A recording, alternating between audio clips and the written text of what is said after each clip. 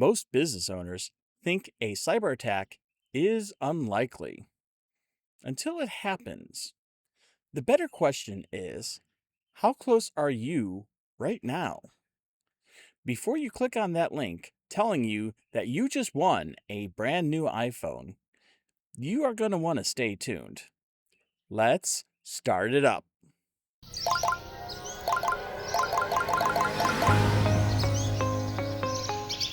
Hello and welcome to Stack and Startup Fresco. Today, I want to talk to you about risk, not in theory, in reality. Specifically, how to know if your business is one cyber attack away from a serious disruption or worse. Because most businesses do not think about this clearly. They think in extremes. The "we are fine" mentality, or "we are completely exposed." But the truth is, most businesses sit somewhere in the middle. And the problem is, they do not know exactly where. So let's start here. Cyber attacks are not rare events anymore. According to Verizon's Data Breach Investigations report, 43% of cyber attacks target small businesses. That matters because many small businesses still assume they are not a target. But attacks are not always targeted. They are often automated, opportunistic, and looking for known vulnerabilities. So the real question is not, would someone choose to attack us? It is, are we exposed enough to be affected? So, what does being one attack away actually mean? This phrase matters. Being one attack away doesn't mean total collapse is guaranteed. It means you do not have enough protection or recovery in place to absorb the impact. So, a single event can lead to extended downtime, data loss, massive financial disruption, and operational paralysis. According to IBM's Cost of a Data Breach report, the average cost of a breach is $4.45 million globally. Now, again, small businesses may not hit that number, but proportionally, the impact is often more severe because small businesses, they have fewer resources. You typically see a lot less redundancy, and the margin of error just increases. Now, that's all well and good, but what are the 5 signals that your business is at risk? Here is where we make this practical. Signal number 1, you have no tested backups. This connects directly to a previous episode of Stack and Startup Alfresco. If your backups are untested, unclear, or even unreliable, then recovery is uncertain.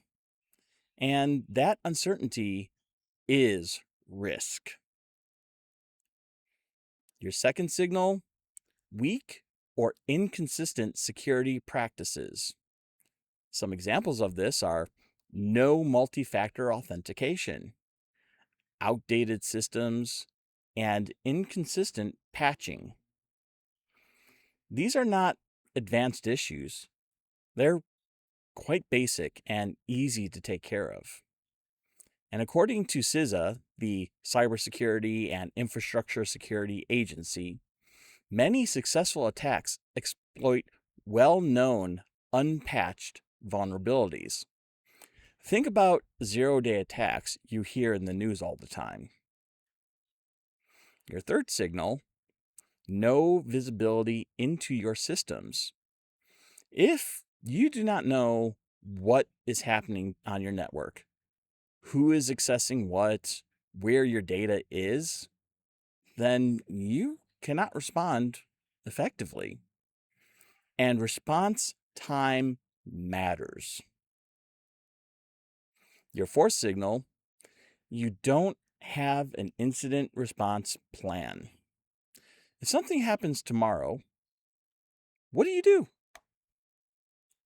Most businesses do not have a clear answer, which leads to delayed decisions, confusion, and increased damage.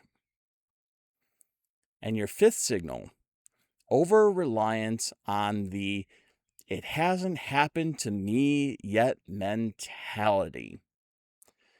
This is the most common signal.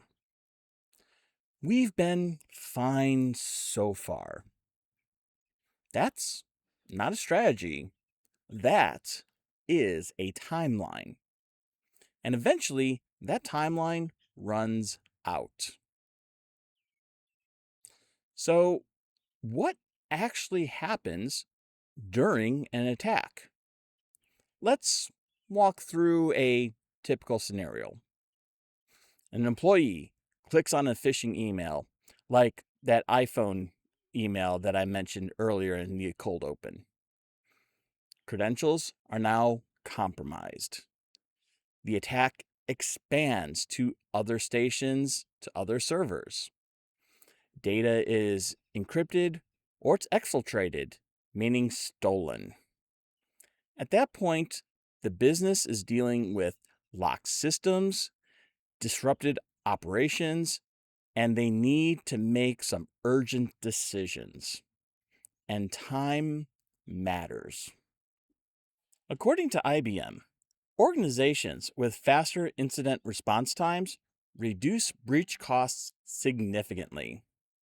But that only happens if your systems are monitored, processes are in place, and decision trees are clear. Otherwise, everything just slows down.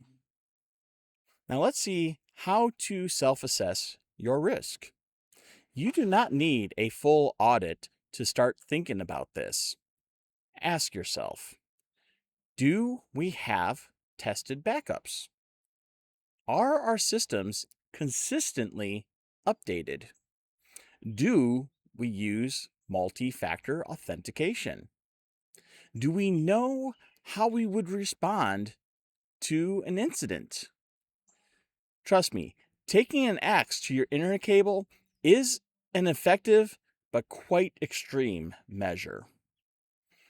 And if multiple answers are unclear, that is your signal. Not to panic, but to address it. I have worked for several large companies that have had cybersecurity incidents from one time to another.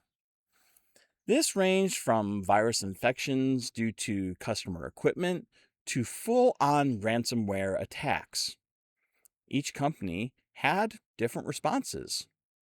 The ones that recovered the fastest are the ones who make a plan and stick with it. And I've even helped create some of the mitigation plans that those companies use to this day. One of the myths about cybersecurity that I would like to clear up is that it is not about eliminating risk. That is not realistic. It is about reducing exposure and improving recovery. The goal is not to prevent every attack. It's about to make sure that when something happens, your business can continue operating. And that is resilience.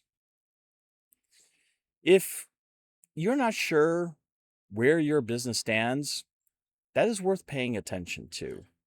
Because the difference between a manageable incident and a major disruption is usually preparation. And preparation is a decision that you can make with your company. So I want to thank you for tuning in to Stack and Startup Al Fresco. If you've enjoyed this conversation, make sure to like and subscribe so you do not miss future episodes. You can find us on YouTube and everywhere you get your podcasts to follow along as we continue to explore business and technology from a different perspective. Lastly, if you want to support these conversations directly, you can become a patron at patreon.com/stackandstartup. Until next time, keep thinking outside the box.